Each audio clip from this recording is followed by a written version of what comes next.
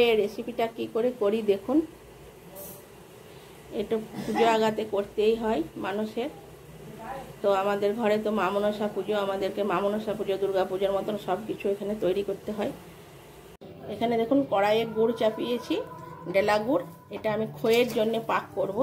পাক করে খই মানে মুড়কি, যেটা বলছি মুড়কি করব, খইটা রাঙাবো আর কি। পাকটা করছি কি করে দেখুন।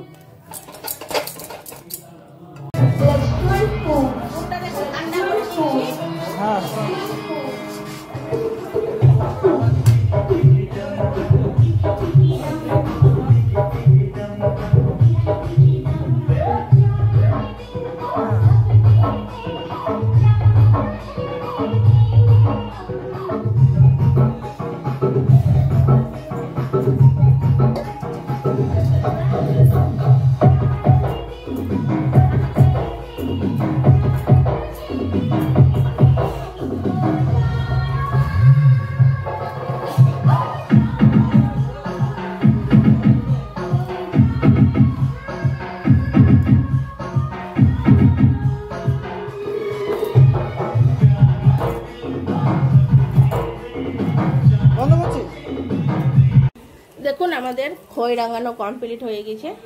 এগুলো একদম দেখুন ঝুরঝুরে মতো হয়ে গেছে।